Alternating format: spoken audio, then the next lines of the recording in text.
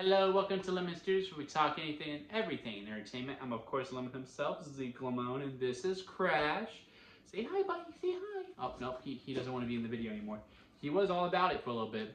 And this is my review for the live-action version of The Little Mermaid. But before we get into that, let's get the house cleaning out of the way, shall we?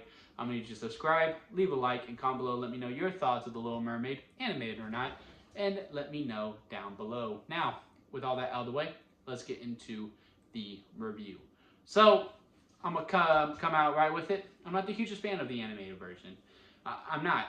Quite frankly, I think it's one of the most overrated animated features of the Disney archives. But hey, it is what it is. I rewatched it before going in to see this one. And I do see stuff to appreciate with that animated feature. But overall, still not for me. So going to this one, I really wasn't looking forward to seeing it, to be completely honest with you guys.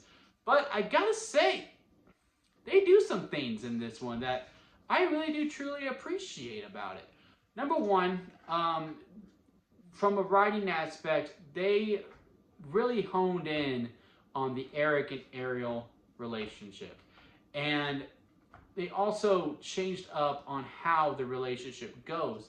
And it really does benefit the story overall. And it really gets you to really cheer for this relationship. And I was actually, I bought it. Like, I fully bought into it. Not much changes. It's still 3 days. She doesn't have a voice.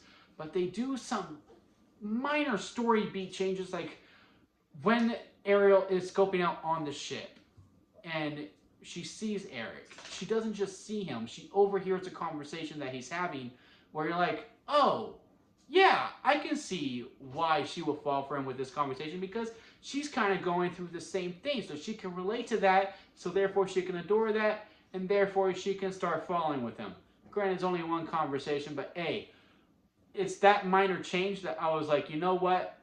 I like it. And also within the spell, when she is becoming a human, there is a slight change or something that is added to the spell that makes it more natural as to how they fall for each other when they're both human, as opposed to just that initial reaction that Ariel had on a boat. And with those two things, I was really able to buy into the relationship more on both sides. But another thing that they do well with this is the character Eric alone. And the actor does a great job. Jonah, I don't remember his last name, but I do believe his first name is Jonah. My dog is playing in his cage. That's what all that is. Is that in the writing, they really peel Eric back a little bit, and that you really get to know him as a person on really where he stands, and what his motives are, and what really makes the character tick. Not everything really goes through. They add his mom as a character, where, you know, in some cases I'm like that guy in Mean Girls when he yells out, "She doesn't even go here." That's how I want to be to the mom character sometimes, because yes, she is a device to really help the Eric character out to get over this hurdle and leave these obstacles for this arc that he's going on. But I do feel like we could have gave that to I don't know, the butler character, the one that's always helping out Eric, that was in the animated feature. I don't remember the character's name. But also, that character's the MVP, truly. I mean, I really like the character that we got in the live action version, because like, he was so cool. Like, he was just such a bro. Like, he was just like, I got you, man. I got you. Like, so good. I'm glad there was like really no true villain human characters. But if we did have to give someone negative, which they led that to the mom to be, but you understood where she was coming from, I feel like we could have gave that to him as well still, and we didn't really necessarily need to add the mom character. Some other things that just weren't needed. Look, they added 45 minutes from the original version. Now, did this story need to be extended upon? Yes, I do think the relationship between Ariel and Eric was very much needed to really add on, to really make this the true heartbeat of the movie. And that's what it does in this version, that again really does elevate the story. But that was only about 15 minutes of the 45 that was added, and that's really all you needed to add. This really just needed to be 15 minutes long. You feel this runtime. You feel that extra 45 minutes, and it really does run thin. And with that, they also add some songs, and I'm going to go into it a little bit. And there's three, there's 3 songs. I want to say overall there's 3 because I think one is like a there's really 4, but 2 can be really one song because you know how they have like the main song, then there's the reprise. You know, like on uh on that world, however that song goes, the main one for the Little Mermaid. She sings it, and then it's like there's a break, and then she sings it again. It's like that. It's exactly like that, and it really feels like those songs that Ariel sings because the Eric song I do think was essential and needed to be added. Then there was a nice little fun song between Sebastian and the bird that, you know, it was fun. I don't think it was necessarily needed, but hey, it was fun. I didn't mind the song. But there's the Ariel song, the song in the reprise, that I really do feel like was a studio note. And it comes, you know, after she loses her voice and you're kind of hearing what she's going through in her head and how she's seen it, and like you're able to pinpoint it through the body language. Really, I think Halle Berry was doing a great job with it. If I had to guess, that song was not originally there, and that yes, you were just relying on the body language of Halle Berry to really communicate what is going on through it. Studio execs watched that and they said, kids aren't going to get that. Yeah, kids can't read body language. Just you got to find a way to tell them what's going on with it.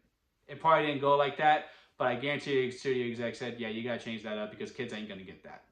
So they had Halle Berry come in, record, because you know you don't see her move her lips besides a little bit towards the end, which could have been done in reshoots, and that you're just hearing the voice as she's reacting to all these things, and it really sticks out like a sore thumb to me and almost fully took me out of the film. It was not needed whatsoever. Could just relied on body language with some music beats. Go Wally with it.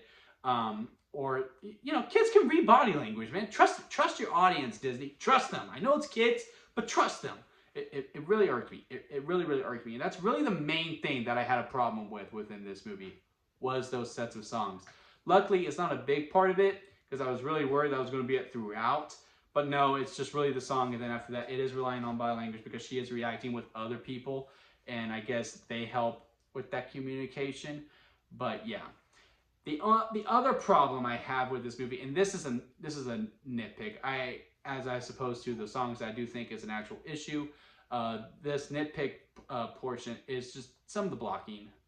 Like for example, in Under the Sea, which one, Under the Sea needed to be a visual spectacle, and I think they got there. I mean, overall, the fishes are dancing. I thank God that they're not just acting like animals. Like they actually let these fish dance. Now we just need to work on letting these animals have emotion, because Jesus Christ, in the beginning when Flounder was being scared and the mouth was just moving, irked me.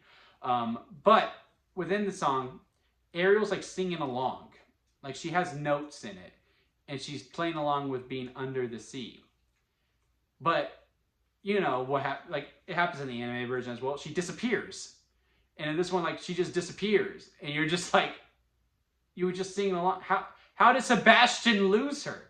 It's just those blocking things. Like, know your choreography. I know this movie was mainly done in the green screen, but hey, know your choreography. Know your script. You know, hey, your character's going to disappear after this. That horror choreography and that blocking should have been Sebastian trying to pull Ariel back and Ariel trying to leave. It, not just them swimming around and going, under the sea, and then all of a sudden she's disappeared. Really irked me. Ursula's song, Poor Unfortunate Souls. Granted, I get it, you can't do everything beat by beat, but like when she goes pathetic, I don't remember the lyrics, but like she's talking to the eels and she's like being hidden. Like, I only help like losers and loners. Pathetic. And like she goes, for this she just tells it to Ariel. Like why would Ariel still want to go along with it when she's talking to her like crap? So it's just those minor things within the blocking. I'm just like, man, y'all were just working with the green screen. Y'all like, we'll figure it out in post. That's literally how it read to me. And it's just those, again, overall nitpick. I'm just poking fun at it, but yeah, did stand out to me like a sore thumb for a little bit. Now, minus those things, and also a rowdy teenage crowd that were really just trying to make it about them, and I think they were arguing with each other over a girl, and they were really trying to impress this girl. I hope she wasn't embarrassed, and I hope she was having a good time for her sake. I was still able to have a good time with this movie because Halle Berry as Ariel is absolutely phenomenal with it, and when it really focuses on the heartbeat between Eric and Ariel, it works. And within those story beats, I'm going to rely on those more. And overall, I had a good time with it. Now, is this one I'm going to really remember in like maybe 6 months? Maybe not, but I did not hate myself while watching this movie. So, yeah, go ahead, head to the theater, crash. It's okay, buddy. Gonna head out before my dog starts going crazy.